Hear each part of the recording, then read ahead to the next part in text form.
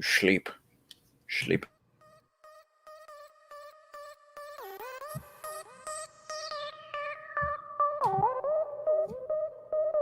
Welcome to the Wagon Fantasy Football Podcast. It's Brad, Eric, and Josh, and we're here on this Memorial Day weekend, kicking it off.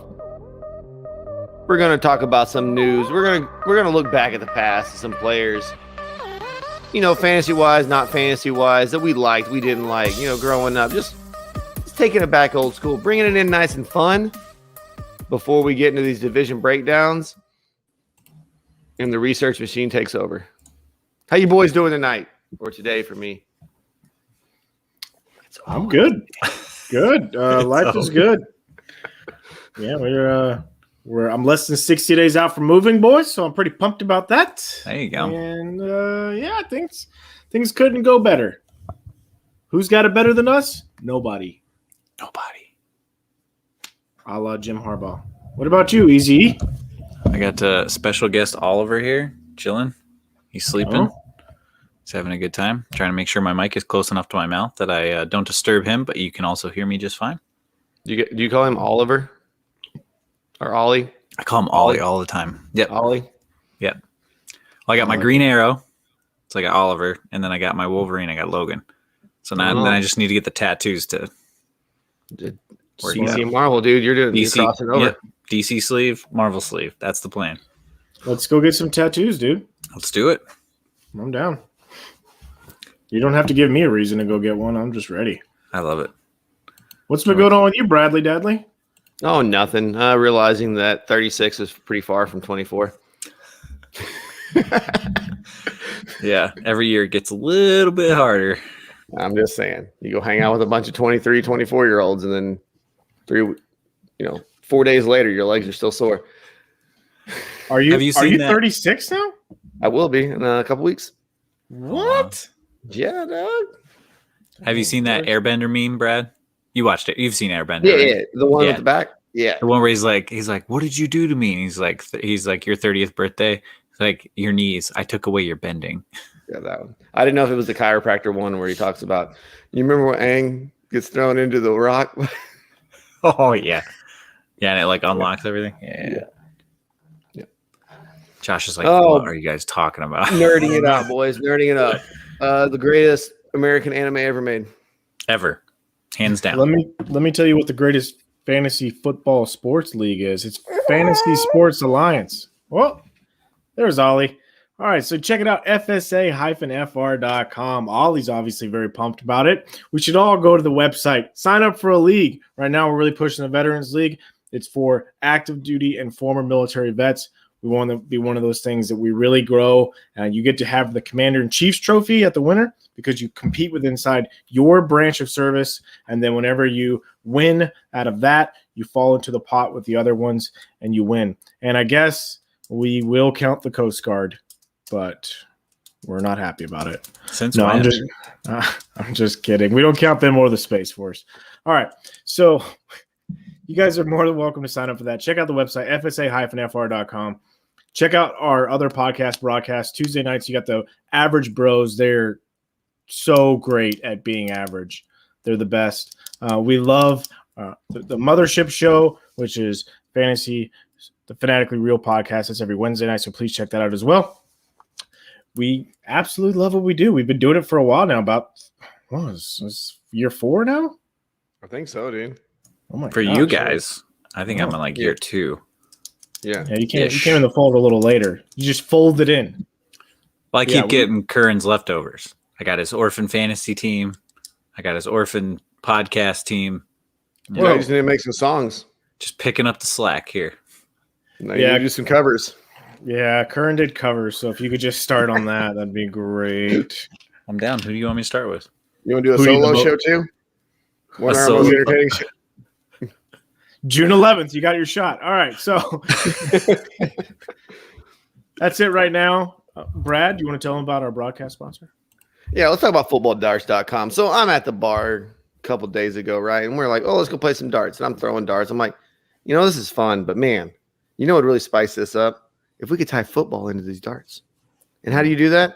You go over to footballdarts.com And I wish I had the read that Eric had because it's really great. But it takes all the skills of darts and mixes them with the strategies of football to make a unique dart playing football experience. Use promo code IPlayFSA. You get 30% off. Also, if you're in the leagues, going to win some free stuff through football darts this year. You have a chance to. So check out footballdarts.com. They have collegiate license boards. So if you want your college team, you want to get that War Eagle. Woo! I can't wait to put you got to buy an Alabama one and hang it up in your new house, Josh, bet this year. I'll never do that. Oh, roll tide, roll, baby. We'll get you in there. Don't worry. I'll never do that. I do love my college classes though, because like I'm doing an assignment and I'm actually just able to incorporate Auburn into it. So it's nice. I love it. Auburn hype video. It's pretty sick. Is that where you guys just go and kill a tree? Nope. That's not what happens. That my happened. trees. That my did happen. It did, but we don't kill our own. Why would we do that? All right. Yeah. I don't talk about this. Speaking of which, let's talk to some real news. Right now, there's not a whole lot going on, so we'll just kind of breeze through some of this stuff. Le'Veon Bell's been complaining about Adam Gase. That came out today. He was saying that, I don't consider a halfback dive on every third and short every time an opportunity. So he was saying he didn't get a lot of opportunities in New York. He's going to try and make a better decision. Do you guys think Le'Veon Bell, he's currently a free agent, you think he finds a home? And if he does, is he going to be fantasy relevant this season? Yes or no? I think he'll find us a team. I don't think he'll be fantasy relevant. I would agree. If you can't be fantasy relevant with the Chiefs, I don't know who you're Sammy- supposed to be Sammy fantasy Watkins. relevant. Yeah, for like week 1 or 2. All right. But let's face it, he didn't really do much with them last year. That's the best offense in football. If he can't find a place there and show out a little bit, especially with as talented as he is or used to be, yeah, I just don't think he makes a dent anywhere. I do want to say one more thing about that, though. Since he's calling a halfback dive on every third and short, is he just going to Ask Madden? Because that's usually the play call you get in Ask Madden. Oh, yeah. It's true. Well, sometimes it'll be third and short. You get hit with the old draw. I'm like, Madden, I am not running a draw, dude. You know that. Yeah, I'm going to run this draw so I can get sacked 6 yards behind the line of scrimmage and then have to not even have a chance at a field goal. Makes total sense. I don't think I ever run draws.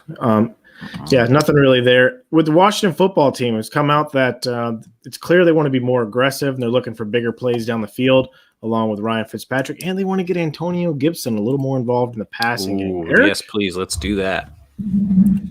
So Eric clearly likes that idea. Mm-hmm. Not really news, but this is news. ESPN's Diana Rossini reported that the Jaguars could be using Mr. Tim Tebow in the Taysom Hill role this season. Oh, please no, don't do that. Did you see the guns on him, though? Did you see his guns? He is jacked. Those weren't guns, dude. Those were freaking rocket launchers, bro. Dude, those are Jesus's pythons, okay? He definitely did not skip leg day either. No, he's always been in great shape, though. Yeah, but he's even more yoked than he was back when he was playing. That's a 33-year-old man. He's like The Rock. Like, he gets older and he gets just more jacked. Yes. There's a lot of good prop bets out there for him right now. A lot of good ones. Yeah, I think – do you guys think that I don't even know. The more stuff that comes out, it's just like I think it's taking more pressure off of Trevor. But if he does make the team. Okay. And I think he does. It's beginning to – that's the way things are kind of feeling right now is that he might actually – He's so cheap. The jersey sales alone, why would you not keep him around? I'm concerned about the ripple effect that this has on the team. I don't think this is good for Trevor Lawrence, especially if you do bring him in and you use him in the Taysom Hill role. You have Trevor Lawrence drive him down the field 98 yards. You give Tebow the ball at the 2, let him run it in. That's frustrating, man. I don't think that that's the right thing to do, in my opinion. Do you think, though? Okay, let's talk about this. Also, in rookie camps, they were using Travis Etienne as wide receiver. Yes. Do you think they're just trying stuff in camp to see, just to keep the buzz going around the team, keep the team going? And in real game situation, are you going to use it? Maybe, maybe not. Maybe on, a 3rd and 1, they put him in the backfield just so the defenses have to account for him. Yeah. Maybe they have him as the up blocker in some punting formations because that way you got to respect that he could get a fake. It could be a fake. Yeah, Urban Meyer likes to consider himself a pretty creative offensive mind, does he not? Yeah. So he's probably trying some different stuff out during OTAs, see what sticks. Maybe there's a few things that do work. Maybe there's a few gadget plays that they can pull out there, like Brad was We'll probably talking see about. some stuff in preseason. We'll probably see some weird stuff. We'll probably see him take some snaps at quarterback in preseason. Just for the hype. In fourth quarters of preseason, like week 2 of the preseason, like who? I don't care. Yeah. They're just trying to get buzz around there. Yeah. He's not the number 2 quarterback there. Still Gardner Minshew, still the backup. Yeah, but whenever they trade Minshew and he puts on that 15 jersey, oh. Where's right he now going? we got well, Minshew, they'll probably trade him. He's got value, dude. He does. Trade him, let big time Timmy Jim come in there as the number 2.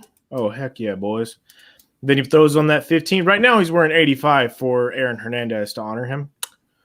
His fallen teammate from 2017. So, yeah, right now that's what he's doing, but I think he'll switch it up to number 15 whenever Minshew's gone. Oh. Do you think Minshew's gone before the season starts? I don't.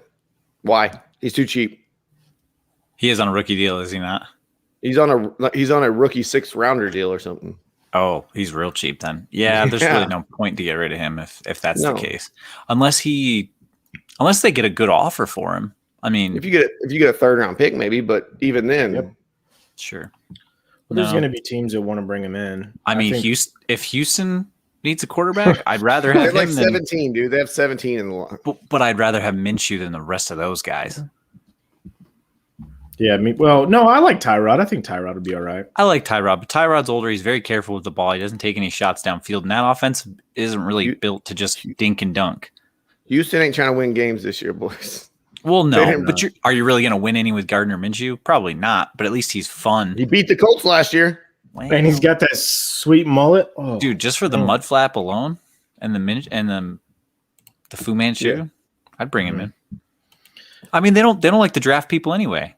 They should just give up some more picks. It's true. Corey Davis. Corey Davis had a minor shoulder strain during OTAs. I said that I think he'll be fine. But let's get to the meat and potatoes of what really is going on this week. All the talk is surrounding Julio Jones. Yep. Okay, so he went on. I was actually watching this live when this happened. It was really strange. He went on First Take. Shannon Sharp calls him on the phone. And he says, hey, man, you going to stay in Atlanta this year? You going to go to Dallas? He's like, nah, man, I'm out of there. Now, the whole thing appeared that he did not know that he was being recorded. There's been other reports that came out, like on the Pat McAfee show. He's had some people who are familiar with the situation that Julio did not know he was being recorded. Fox has been very quiet about the situation ever since. They haven't brought it back up on that show in particular. So it looks like Julio Jones will be traded. He thinks he's out of there. I think that's probably what is going to happen. His teams right now of preference are the Patriots and the Titans. Now, do you guys think, one, that either one of those teams would trade for him? He doesn't have a no-trade clause. I don't think that the Patriots will be aggressive in going to get him, though. That's what I worry about is when they trade for a player, like when they went out and got like Randy Moss from Oakland, they were on down slopes where people said they were washed and done. Nobody's saying Julio's washed. We say he has injury problems, but when he's on the field, he's great. Mm-hmm. And I think Atlanta's still going to try to get that value back. Well, I think their asking price has been a first rounder, which makes sense. I mean, I think that's totally fair. Do I think the Patriots would give that up? No. Do I think the Titans should? Yes. You compare him and A.J. Brown? My goodness. Ooh, A.J. Brown already said both your wide receivers are hurt by week 4. Great. Yeah, but A.J. will play through it and still put up 1,200 yards and like 12 touchdowns, so it doesn't matter. Bingo. Don't you worry about A.J. So does Julio Jones. A.J. said he'd give up that number 11 real fast. Well, no, Julio only scored like 2 touchdowns because he. Well, that's going to play Matt Ryan. I mean, it is a dramatic upgrade over Corey Davis, even though Julio Jones is much older. He's at the back end of his career. Those two guys in the same offense together, they look pretty darn good, in my opinion. I don't think that that's going to happen. There's been a lot of speculation that he's going to end up going to Green Bay. I don't see how that happens either with the cap situation. The Chiefs might want to trade for him. Once again, cap situation. You got to be careful. problems because he has a big cap number. He does have a big correct. cap number. Yeah, he has a huge cap. That's why Atlanta needs to get rid of him so they can afford him, which will help out Mr. Kyle Pitts, and it'll help out Calvin Ridley, who's like 28 years old already. That happened fast. He's 26. He's 26. I was going to say, he's not that old. Eric's like, what? Well, he came in the league a little older anyway. But yeah. He's still I don't know what team he's going to go to. I know he won't be in Atlanta Falcons. You know they're not going to trade him within the division, so he's not going to go to New Orleans or something like that. People have talked about he could be an Indianapolis Colt because they do have the cap space. That would be good. That would be a nice situation for him. Maybe even Jacksonville possibly? I don't see him going to Jacksonville because it seems like he wants to win. Right? Well, he doesn't have a choice. Yeah. Well, that's true. He doesn't. But what about the Jets go out and get him? Oh. They would be so jacked up to Sam Darnold. They give that freaking punk out of Utah every opportunity to be successful if they did something like that. And you know what they gave Sam Darnold? Adam Gase. They brought Adam Gase in there to help him. And they paid Le'Veon Bell $52 million to cut him a year and a half into the deal. It's a joke. They gave Sam Darnold nothing. It's terrible. It's embarrassing. They gave him his walking papers. Yeah, they did do that. So let's talk fantasy relevance. If he does so, of those two teams, the Titans and the Patriots. Where does he? How does it shake out for him? Where's he at? Is he still a wide receiver one? Who is or is he like a wide receiver two? Cam Newton is a I quarterback. say Cam Newton. I want to see him go to Tennessee, or I would love to see him go to another team that can utilize him a bit more. It would be great if you go to Green Bay. But the problem with Tennessee is I see a lot of games where Tannehill's throwing the ball maybe 25 times a game, which isn't bad, but you're getting a heavy dose of Derrick Henry. That's what they do. Yeah. And in New England, similar. I don't see him getting a lot. I don't see him getting as many targets either place that he got in Atlanta. His target numbers are going down. Oh yeah. So where do you think he falls in? Mid wide receiver 2, high wide receiver 2, back end wide receiver 1, easy wide receiver 2. Like I'm not gonna say he's gonna be bottom half, but he'll be, instead of being possibly a top 5 wide receiver, I think it's more likely he's a 7 through like 15. So if he moves in a redraft, you're not thinking, okay, I take him at the turn, or you're probably looking like later second round then? Second, third round, probably. Second and third. He'd be a great guy I'd like to have if I went running back, and then wide receiver. Okay. Yeah. In a redraft league. All right. If he's gone, let's just say he's gone. What does that do for the pass catchers and Matt Ryan in Atlanta? Ridley's still a wide receiver 1 in my mind. If he's getting number 1 coverage now? Sheer volume. That defense is terrible, and they're going to throw. Mm-hmm. And Kyle Pitts will get a little bit more attention as well. Obviously, that's not going to be good. I mean, you still have to be able to cover him, which a lot of players can't based on his size and speed. We'll see. It's the NFL, man. Hey, just telling you, his dedication. CBS Fantasy Football already has him ranked as a tier 1 tight end. They put him right up there. Yeah, but they put him right up there with freaking your boy Travis Kelce and George Kittle. They're putting him up there with them. You believe that? That's ridiculous. I mean, based solely on potential, though. So it is a little ridiculous. Yeah. Eric, your team, well, your boy, he got a visit today from a friend, Mr. Gurley. He visited the Lions. How does it make you feel, Eric? Stay away from my backfield. It's DeAndre's backfield. Get out of there. Jamal Adams, go home. Okay. DeAndre Swift, go home. It's his backfield. Get out of here. I want to talk about this whole Detroit situation because, one, I'm hearing reports that they want Jamal Williams to be like the lead back there. Yeah, Josh mentioned that last week. To get a heavy workload. Now we're bringing Gurley in. Mm-hmm. This coaching staff and this GM did not draft Swift. They have nothing on the line with having to back him up. They brought Williams in. They're possibly bringing in Gurley. What are we doing with DeAndre Swift? I didn't see. We saw flashes at the end of the season from him. Yeah, but not world beater flashes like we saw from like the other rookies last year. Yeah. Well, Brad, you brought it up. Gurley hasn't signed yet. He hasn't officially signed yet, so we don't really have to worry about him yet. The Jamal Williams stuff is a little concerning. Who's the third guy on that team? It's not still Peterson, is it? Carry-on. That's right. No, Carry-on's an Eagle. No, Carry-on's an Eagle. The Eagle. They drafted the guy, Jamondre Williams or whatever. They drafted. I don't care about the third running back. But right now, if it just stayed two, if it stayed Williams and Swift, I'm okay with calling Swift a high RB2. Yeah. But if they bring in Gurley, that muddies things a lot. Yeah, that's like injury. Now you're getting into the Eagles style backfield stuff, which is gross. It's not good, but I think they have something that they're looking for in a player, and what they played at Georgia. Well, it doesn't look like they're getting what they want out of DeAndre. They obviously have something else in mind there, so we'll see what happens. That is still a fluid situation. Next thing, real quick, Tua Tagovailoa, he did a little interview. He started talking about how his hip feels 10 times better than it did last year. He also said that he didn't really know the playbook that well, and he wasn't really that comfortable in the offense. And even if you say that, or even if you're thinking that, you don't come out and say it. I don't think that's a good look, but it does mean that hopefully Tua will be better this year. They simplified the playbook for him. Hopefully that'll help him out. Adam Vinatieri is retiring after 25 years in the NFL. Brad? Does he come out of retirement? Hall of Famer. Well, unless he's going to beat Tampa, I think that he's probably. Well, if the Patriots are making a push for the playoffs and their kicking situation's bad, could you see Bill making a phone call and saying, "Hey, man, we need a postseason push. You're not doing any kickoffs. We just need to shore up this kicking game."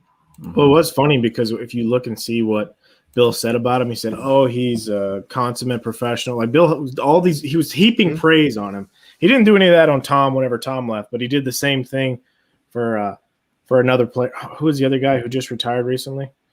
It was a Patriot. Oh yeah, Edelman. Bill's been throwing some verbal bouquets lately, and none of them's been going Tom's way. But Adam Vinatieri, who hasn't been a Patriot in a long time, over a decade, still had some nice things to say about him. So I don't think he's going to come back. Just thought I'd mention it since Adam Vinatieri is a kicker who is near and dear to many people's hearts in the fantasy community. Jeff Wilson just made things a little simpler in the 49ers backfield situation by hurting that old kneecap. He's going to be minimum out 6 games. They said it's a 4 to 6 month timeline, but he's always banged up. So isn't that perfect? Because he'll be out 6 weeks. Trey Sermon might miss the beginning of the season, correct? It's possible. Oh, what happened with Trey? Like, Trey's coming off the shoulder from college, right? Oh, okay. Yes. So you got Mostert to start the season. He'll get hurt. Trey Sermon will come back. Then he'll get hurt. Then Wilson will come back. He'll get hurt. Then Mostert will be back for a couple of games. He'll get hurt. No way. Then it's Elijah Mitchell time, baby. Get it? Ain't happening. I mean, he'll get some play too, but if you play running back for the 49ers, you will get hurt. I don't know what it is. I don't know what Kyle Shanahan did. Look what happened to RG3. They are like cursed, aren't they? Oh. Yeah. Did you guys see the news on Rashad Bateman? No. So he left practice Wednesday for muscle soreness. Not much about it, but it was 40 minutes into the practice. And he returned to the sidelines later, but he didn't do any other workouts. Muscle soreness. Isn't that just what generally happens when you're using your muscles? muscles? It might be nothing. It's something to watch because it could be a way to hide a soft tissue injury too. Ooh, we love those. Yeah. Well, we'll see. I mean, I don't know. I haven't even heard another player. about it. Yeah. This is another player who didn't play much last year, and trying to ramp back into full speed football. I worry about the Jamar Chases, the Batemans, these guys that set out last year. Yes, they were working out, but they weren't working out playing football. Okay. It's a little concerning. Until you hear something more definitive, though, I don't No, know. it might be nothing. It might just be soreness. It might be took it a little too hard in warm-ups, and, they were just playing it easy because it's OTAs. What about the good old Deshaun Watson? No OTAs, no Zoom calls, no nothing with the team, no contact. And they said the earliest that this trial would get jumped off would be 2022. Yeah. So he was already wanting out before. And there's probably no chance that he suits up for the Texans this year, correct? I don't think so. Even if he's allowed to play, he said he's not allowed. going to play for them. So, hey, MJ. Yeah, he'll sit and wait until they either move him or something comes down from the league that says he can or can't play. Yeah, he's going to sit. I think he's really committed to getting moved no matter what. It also appears that he's really committed to clearing his name, which I'm okay with that. If he's sitting there like he's sticking to his guns and he's saying, no, I'm not settling. I'm not doing none of that. And things have been shaggy, dude. Wasn't me. It wasn't me. Yeah, he's sticking with that for sure. So we'll see what happens. I mean, I don't know, but I'm happy for him. I'm glad that he's sticking to his guns. Let the court case play out is not a bad thing to do. Let it all play out. No, because it's going to clear his name, and that's really important. If you didn't do anything wrong, clear your name. And that's the right way to go about it. Obviously, there's something going on there just because of volume, but if everything was consensual, everything was on the level, okay. I'm okay with it. We'll see what happens. That's a whole messy situation. No one wants to deal with that. So Dak Prescott was at OTAs, but he didn't really participate in OTAs. Got to get that workout bonus. Yeah. You guys say he's full ready to go? He'll be ready for week 1? I think so. Okay. That was a pretty gruesome injury. I wouldn't rush him back if he doesn't feel like he's 100% ready to go. Well, he said he's 100. He said he's 100. 100. Let the training staff make that call. Aaron Rodgers hasn't shown up. He said, "Come get your money, boys, because I ain't showing up." You know how much money, and something else that was interesting about that. Not only did Aaron Rodgers not show up, do you know who else didn't show up? Devontae Adams. Not just him. All 5 of the starting wide receivers did not show up. Well, because they know what happens if Rodgers doesn't show up. They might as well not show up, boys. Yeah. These are voluntary OTAs, though, are they not? Yes, but you get workout bonuses. You get if you have workout bonuses structured into your contract. Yes. Devontae Adams walked away from $600K by not showing up. Yeah. So everybody gets money for going to these. Everybody gets money. Aaron Rodgers left $500,000 on the table for not going to it. So for those guys, that's a big slice of cash to just throw away. I mean, it's nothing to sneeze at. I mean, Aaron Rodgers and Devontae Adams, of course, they have plenty of money, but still, it's a lot of money to not get. For the younger wide receivers that are probably not on big deals like those guys, that was a lot of money for them too, because it's not 600,000, but even if it's 30 grand, 50 grand, that's still money. Yeah. Maybe Aaron cut him off a slice, under the table. I think it's just solidarity with their quarterback. I mean, because let's face it, you piss Aaron off, you ain't getting the ball ever. So you might as well say, I'll stick with my guy. So do you guys all think Aaron Rodgers is still the Green Bay quarterback week 1? Yes. There's no way. There's just it's impossible. Unless he's traded, even to cut him post-June or release him post-June, it's still a monstrous dead cap hit. Like they can't afford to do that. So they would either have to trade him or just let him sit. He's probably gonna be a Packer though. And why would you? No, you're the one that has the cards. If I'm the Green Bay front office, I got the control. Well, Green Bay's old school too. They don't look what they did with Favre. Yeah. If he wants to play, he can play. If not, we won't pay you. You'll count against the cap, sure, whatever. But we don't have to pay you.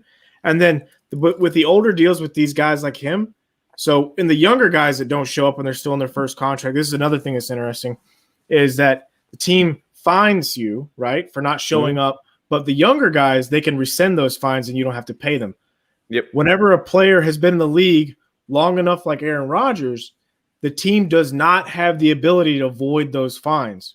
So once we start rolling into the regular season and he starts accruing $50,000 a day fines, the team will not be able to get that back. I think he's going to play or he's going to retire, but he's not going to play for another team. He's just not. I think he plays this year because he doesn't want to retire. Yeah. So speaking of Aaron Rodgers and speaking of what could happen next year, the cap this year dropped down to what, $180 million, correct? Yeah, it's like 182 or Projections something like for next year are $215 million. Well, they set the ceiling at 208. Yeah, 208. So yeah. But depending on if they do full fans, which I just watched, Knicks playoff game, and New York had everybody in the stands in a basketball game. So I'm thinking football stadiums are going to be packed again. Mm-hmm. They're going to make that money back. COVID's just magically going away. Yeah, Dude, it's called everybody's got everybody's got the V card. Everybody got their V card. We're good to go. Mm-hmm. But so I think they'll make their money back and they'll be good to go and everything. And these players like Rodgers that are, let's be honest, he's on the last year of a deal and he knows what he's doing. He knows exactly what he's doing. Mm-hmm. He's making a market for himself so he can get the biggest deal possible. I don't think he is on the last year. He could walk in free agency though, if he really, really wanted to. That's what I'm saying. No. I don't think he's on the last year of his deal. He signed because they were trying to sign an extension with him. I thought that was just a restructure to make him like the highest paid. He's under contract for 2021, 2022, and 2023. Okay. So he's not going anywhere. It's either play for the Packers or retire. And I would say, look, dude, we're not doing it. We're not moving. So unless you want to be Carson Palmer and actually retire. Dude, trade him to the Texans. Bingo. Well, they don't have Go the get cap Watson. space. Go get Watson. They're in cap hell. If they put Watson in there, they could probably do it. But then what do you do with old Jordan Love? He's a waste. It was a wasted pick anyway. Well, they said he looked pretty good throwing to the guys off the street, since there's no wide receivers there. They said Jordan Love looked pretty good throwing to the third string tight end. That's exactly what I would say too. Did they bring in a quarterback? Well, they got DeAndre Tompkins. He's not DeAndre Hopkins, but they got DeAndre Tompkins. So there's that. Okay. All right. I think we've killed the Aaron Rodgers thing. Dead in the water. His dead cap money is insane. Absolutely insane. What is it? $38.3 million this year. Oh, that's nothing. Go look at Matt Ryan's. Oh, I'm sure it's astronomical too. 17.2 next year. Oof. I think Matt Ryan's this year was $40 million. Yeah. Yeah, I believe it.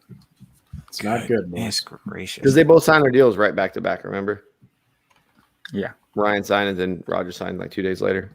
So he'd be the highest paid quarterback. Yeah, but I think obviously they kicked the can down the road a little bit more with Matt Ryan's contract. They did. All right, boys. You want to take a trip down memory lane?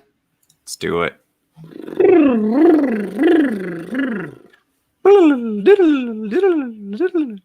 Well, Eric, since I know you said you had a running back ready to go, you want to go ahead and talk about – let's go down. It's Memorial Day weekend, all right? This is a time where we remember people. You remember the people that have served, that have, not made it home. Person that comes to mind, if we think about football, is Pat Tillman. NFL makes sure they get their money out of that one every year. Uh-huh. So let's talk about some other guys. These guys probably aren't. You may or may not pick a deceased person. I don't know who you're picking. Maybe one of you guys went with Marvin Jones. I don't know. But let's just talk about some guys that are no longer in the league anymore. What? Not Marvin Jones. What was the one dude that played for the Bengals that fell out the back of the truck? The wide receiver. I don't remember. Oh, yeah. He played with TJ Huzmanzada and Ochocinco. I don't remember that. Anyway, Eric, go ahead and tell us your running backs while Brad's looking up a dead person. Bam. So my running back, and I've talked about him before on the show, how I have fond memories of former Atlanta running back Michael Turner. So when I was a wee lad in college, it would have been just after leaving college.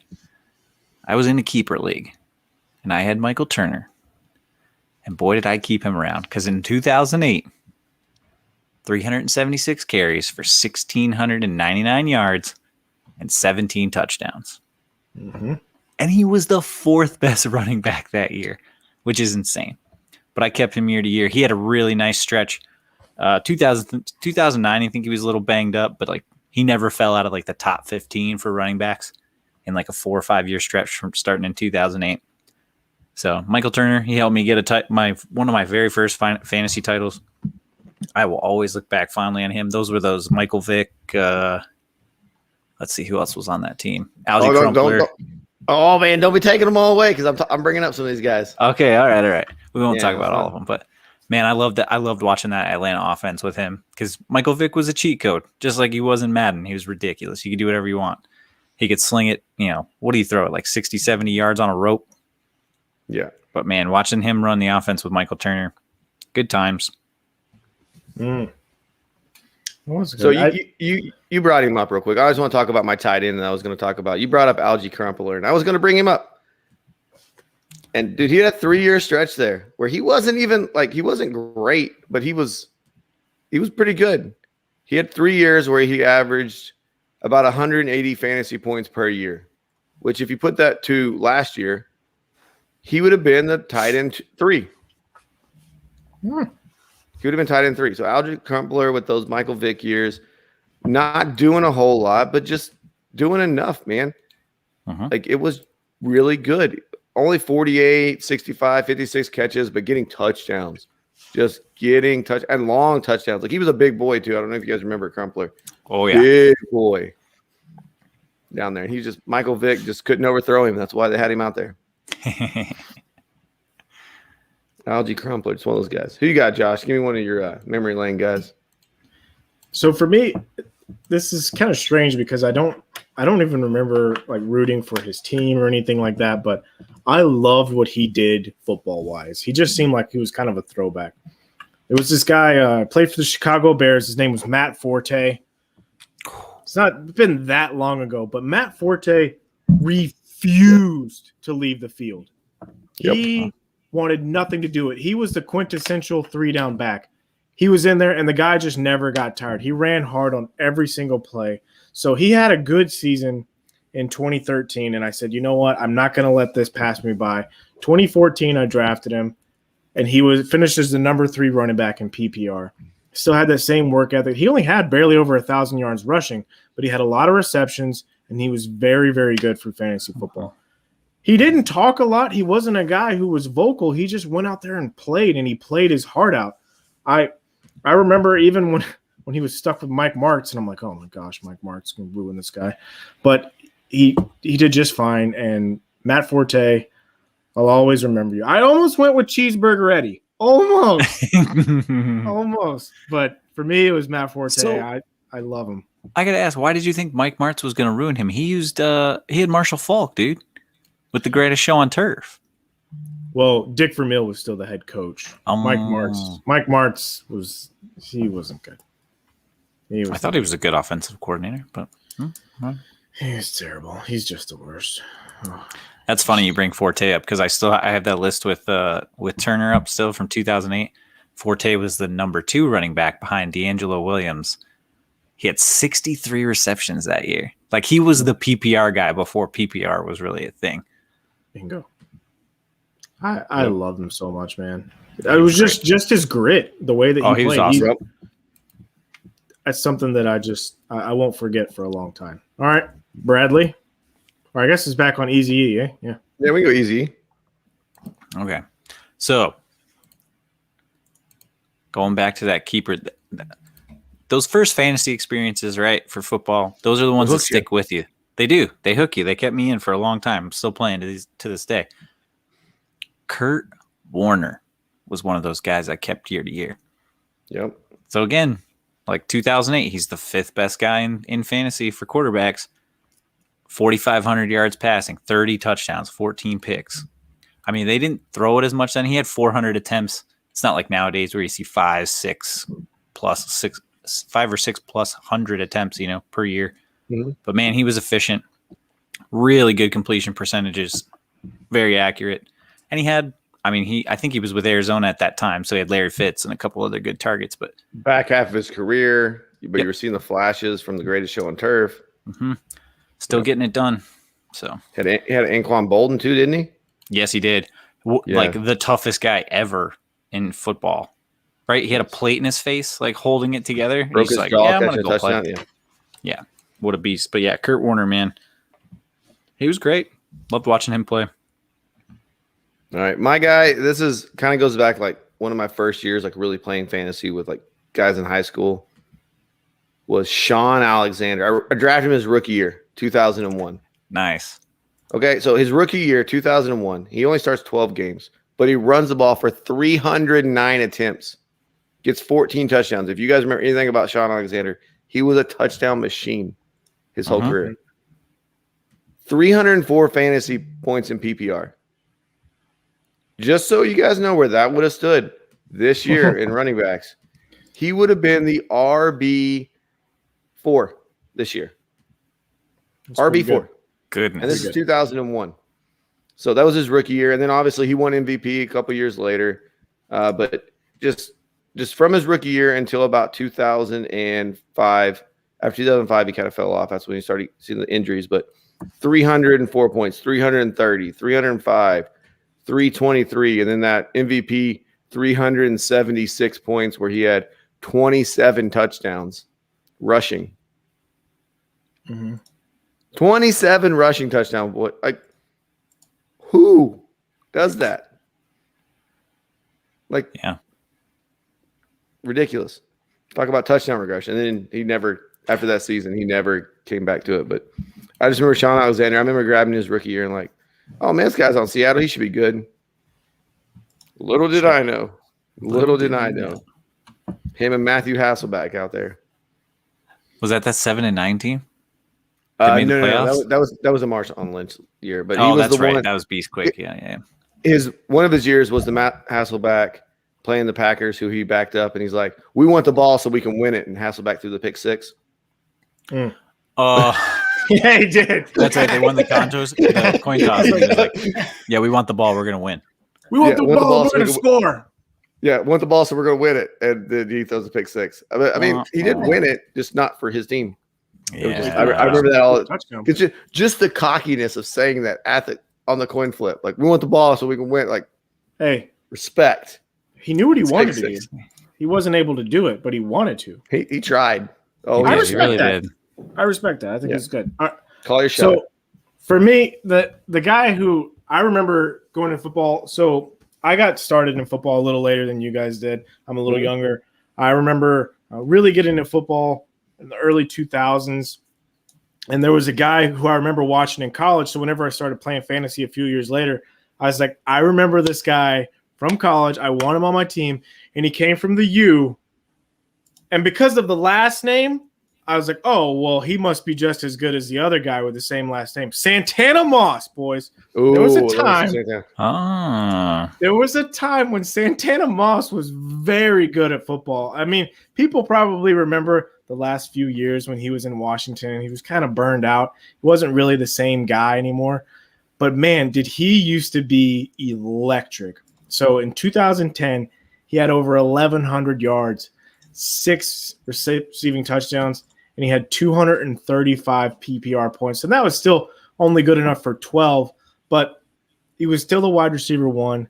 And Santana Moss was one of those guys, man. I remember watching him, and I was like, is that Deion Sanders? Man, that guy's electric. I just love him. Obviously, he's no Santana Moss from the U. Obviously, he's no Deion, but, man, it's just he was so much fun to watch. Those years from the U when you had, the Frank Gores, who is still – he's not a throwback episode because he's still an active player, so I don't want to rob that. But he could be as well back from the Niners back in the day. But that's crazy. Yeah, those guys, just Willis McGahee, Santana Moss, like Reggie Wayne. I almost brought Reggie Wayne into this, but I didn't want to do Reggie Wayne. I didn't want to go with guys who were too simple. But to me, that's definitely who I have a lot of fond memories of. Santana Moss, great player. Eric, do you have one ready to go? I do. I'm looking at wide receivers, and a guy that brings back fond memories for me in fantasy football, Marquis Colston. Ooh, yes. Saints. So he had a really nice stretch of about 6 years or so with Drew Brees down there. I think his best finish was 6. His worst finish was like 36. He was a little banged up the one year, but really didn't fall out of like the top 14. Very Jarvis Landry-esque, not falling out of the top 15 in PPR for about 6 straight years. Great red zone target, big tall guy, go up and get it at the point of attack. He was his Michael Thomas before Michael Thomas was around, man. He wasn't quite that level, like number one best receiver in fantasy, but man, he got it done year to year for a while. Liked watching Marquis Colston.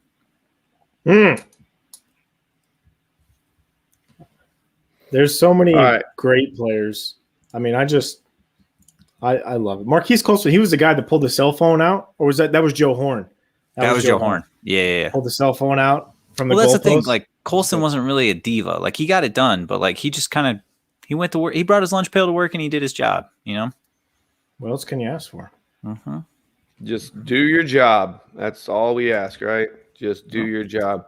So I'm going to bring up a player. He had a 1 year, just a 1 year wonder, dude. And it wasn't really a wonder. It was a good year for 2007, but in today's standards, he'd be a QB2. All right. But it was the Browns. They went 10-6 this year. They barely missed the playoffs. This was their chance to make the playoffs in 2007. 10-6. Derrick Anderson, though. Oh. You guys remember the Derrick Anderson experience for the Browns? So wait, Derrick where Anderson ended up. Was that?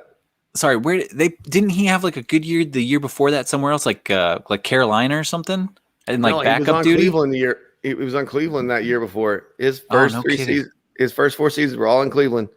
Oh, and okay. so 2007, he started 15 games for them, threw the ball 527 times. He didn't complete a lot of them. Didn't complete 300 passes, but he was right there. He had 29 touchdowns. Little Jameson with 19 interceptions, though. He was a gunslinger. Little Jameson. I love that you made his rushing name a verb. touchdowns, though. He had 252 fantasy points. And even last year, with as inflated as our passing numbers would have been, he would have been right around QB 15, right around Baker Mayfield, the Browns quarterback.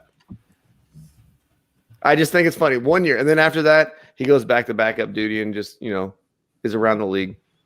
Heck, he might even still be on a team right now. But no.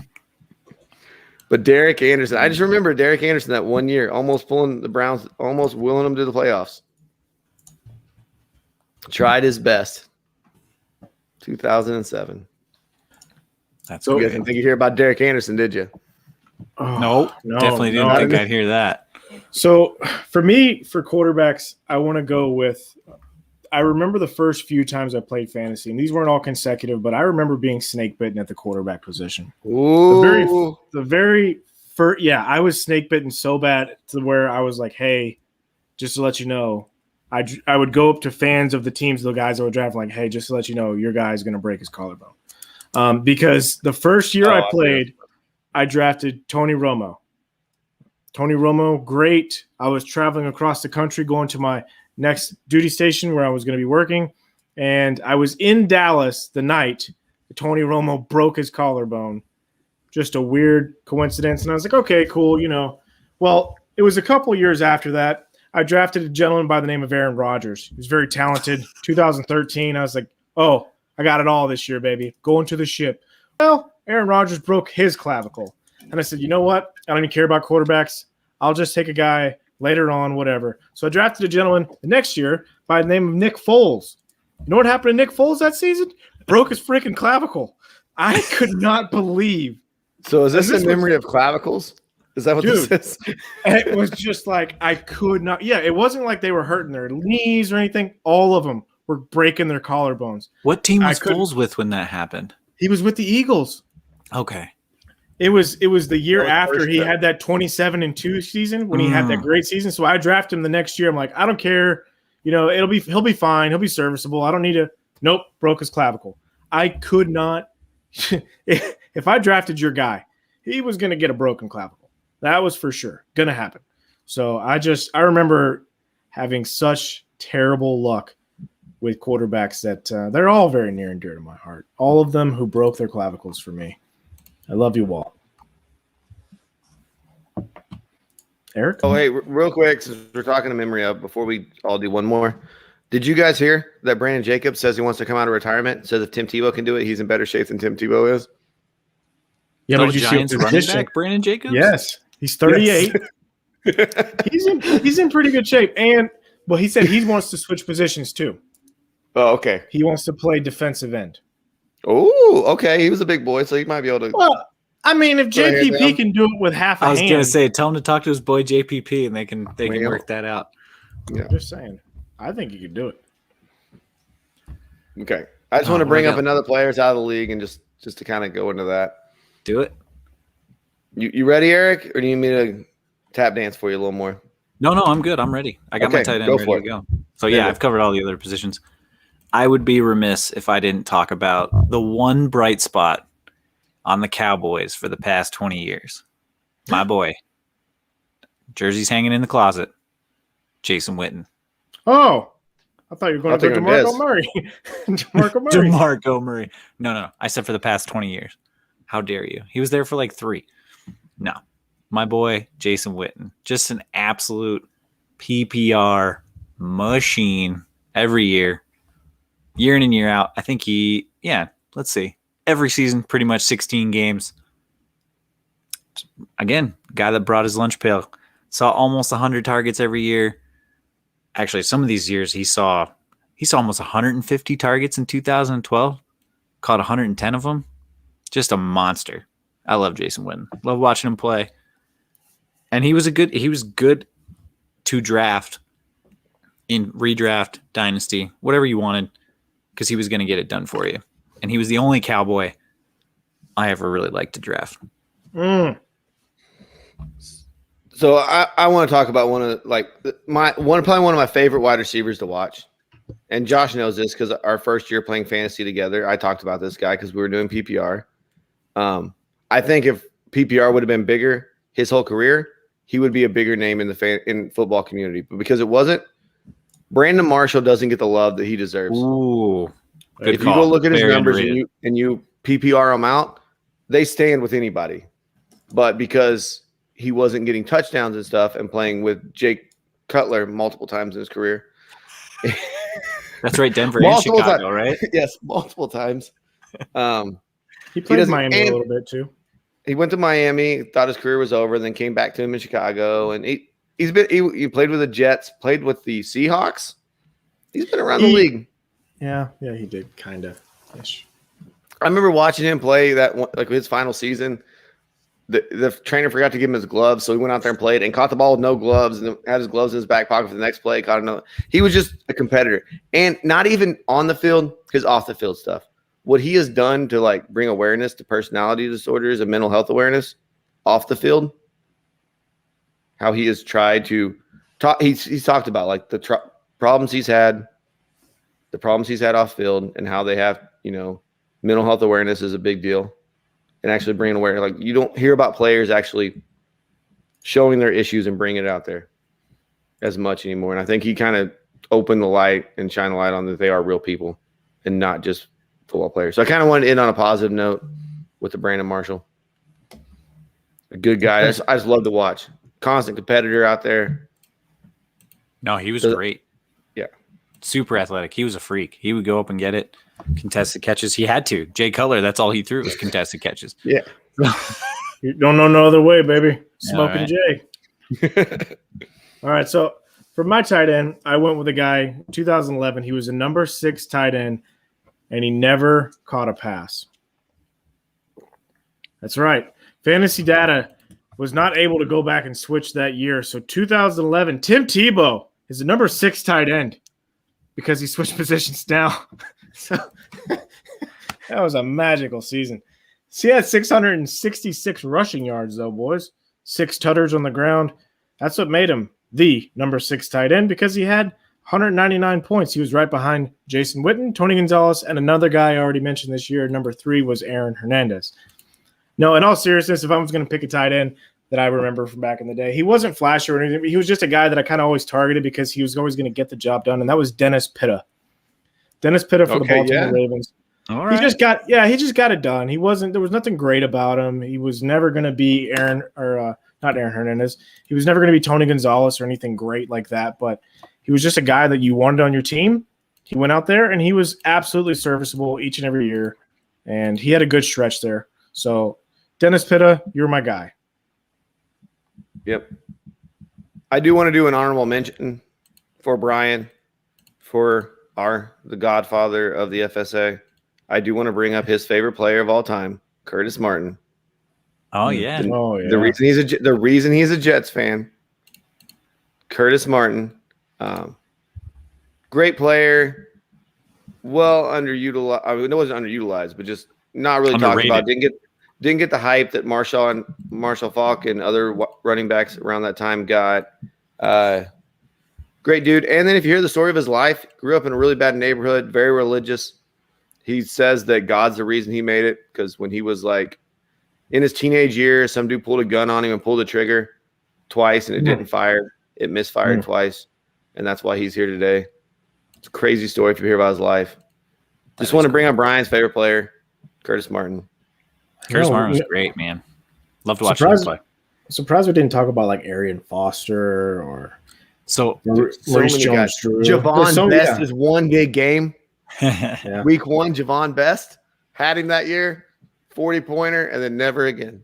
So I was you just remember looking at the Rams running back Steven Jackson, man. He was Steven Jackson. Everybody thought the Patriots should have drafted him.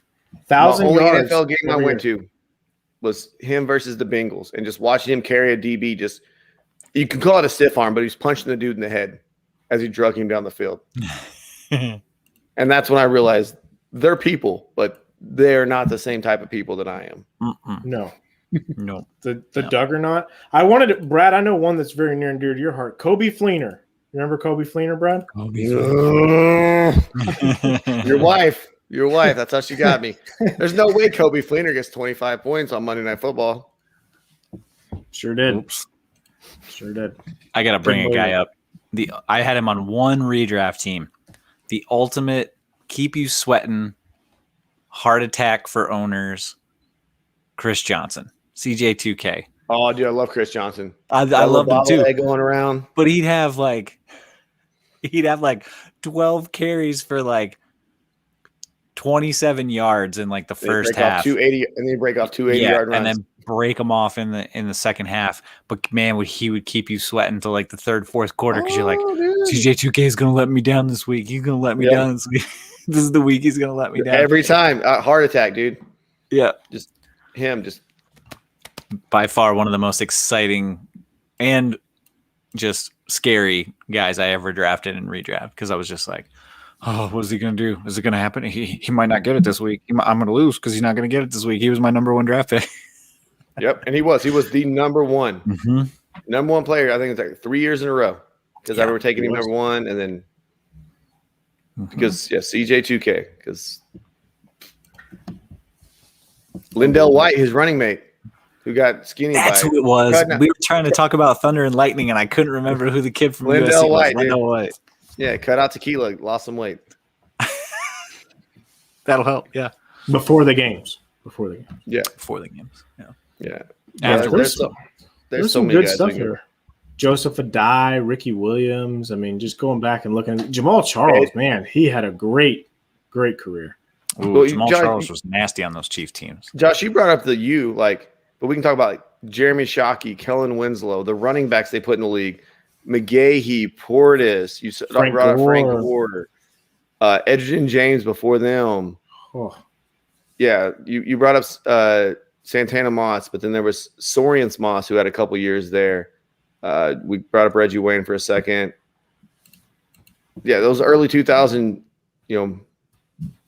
late 90s, early 2000s U team just putting out players. IDP, they put out Jonathan Vilma. We don't bring up IDP a lot, but I remember Ray Lewis in my one IDP league, just cheat Warren code. Sapp. Ray Lewis and Warren Sapp had both of them in an IDP league. Cheat codes. Yeah, because all they did was just The Rock. Yeah. Okay, Well, that's you play Canadian football fantasy. yeah, but he still was on that team. I'm just saying He was on the U. Yeah, he was on the U. Warren Sapp replaced him when he got hurt. Worked out pretty well for both of them. Hmm? Yeah. Well, not really Warren Sapp. He's got some issues. So. He had a good career. Yeah, we're talking about yeah. But no, there's so many people out there. That's who I was. Andre Johnson. Johnson. Who was that? Who was that? DB he beat up. Oh, Cortland Finnegan. Cortland Finnegan, dude. I was just thinking about that the other Was day. he a That's how I Bronco? knew. He was a Titan. He was a Titan. Yes. Oh, that's right. He was a Titan. That's right. He ripped his 'cause helmet off and he just started working on him right there in the middle of the game, dude. It was awesome. Too funny. Yeah, and we didn't even get in the 90s when I don't think we played fantasy much, but there were players out there like Jake Plummer, late 90s, early 2000s. It's weird looking Jake the back. Snake. I'm like, wow, that was That was 10 years ago, 11 years ago. It's like, man, It is. 12 years ago. I'm old. Yeah. But it seems like it was yesterday. Yep. Still remember these guys, dude. Like, Cool. yeah. Now I have to look. Now I have to look and see who the best running back was in like 2000. Priest Holmes. That's right. Priest, I almost went Priest Holmes. And then who was the other? Larry Johnson. Larry Johnson, yes, from Penn They State, ran right? those guys into the dirt. Yeah. Yeah, he was from Penn State. Yeah. I think Larry Those guys Johnson would get like 400 carries. Yeah. Yeah, every year in and year out. It was insane. Yeah. Oh, I Priest totally Holmes was forgot an about undrafted Ricky player. Williams. What's that? Yeah, Ricky Williams. Priest Holmes, I believe, was undrafted Oh, possibly. for a late pick. Yeah. Ricky Williams, Ridley. man, he was a monster with Miami. I forgot how good he was, Yeah, too. He was fun to Wildcat. watch. Him and the Auburn running back. Man, Who was Priest, it, Josh? Ronnie Brown. Yeah. Ronnie Brown. yeah, there he Ronnie is. Brown. Cadillac Williams is a couple years in Tampa with Gruden. It's Yeah. crazy to see some of these early 2000s like running back stats. These guys burned so bright for such a small window of time because they're The seeing, carries. You just look at the carries. just huge numbers of carries, like 327, 313, 320. Like, We would just kill for monster. that today. Kill. oh, yeah. Yeah. You had to draft running backs in the first round. Yeah. Clinton there was no way. Portis. He was a beast. Uh-oh. Ollie's tired. Also, just since we're going down memory lane, I will never call LaDainian Tomlinson LT. He's LDT to me for life. Eddie The only- George. We didn't bring up Eddie George. Nope. Eddie George has some good years. Deuce Travis Henry for Buffalo. Travis Henry. Oh, Corey wow. Dillon. I'm looking at 2001, like the top running back carries for the year. Oh, okay. Like, there were 9 players that had over 300 carries in 2002. That's madness. This is madness. It I'm is. gonna go to last year, see how many players had over 300 carries.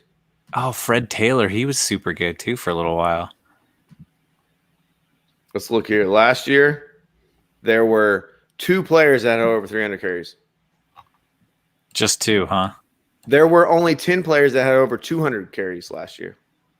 And we're talking about 9 with over 300 carries in 2000. And how the league has changed. Yeah. I'm not talking about total touches because I guarantee if we had catches in, those guys will probably catch up. But Here's Man. a stat line for you in the Podfather or the Godfather of FSA.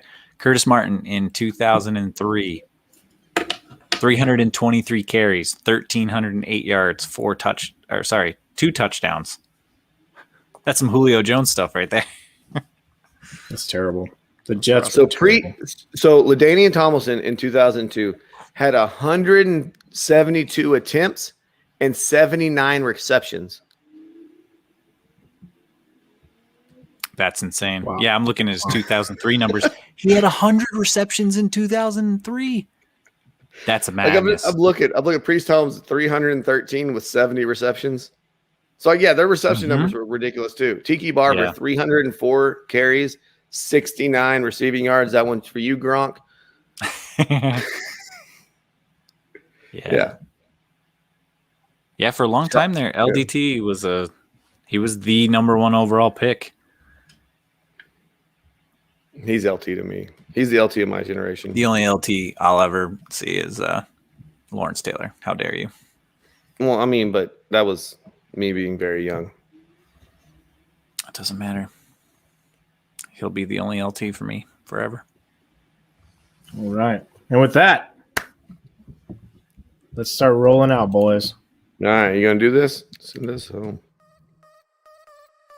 Thanks for tuning in to the Empty Wagon Fantasy Football Podcast. We appreciate you guys. Please check us out at the website, fsa-fr.com. You can check us out on Instagram, Facebook, and Twitter at EmptyWagonFF. Brad, he's sharp as a tack. He's at Tack Jones. He's a young man, almost 36, rolling.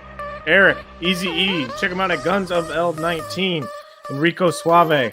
I'm at FF Josh Hughes. We love you guys. We will see you next week.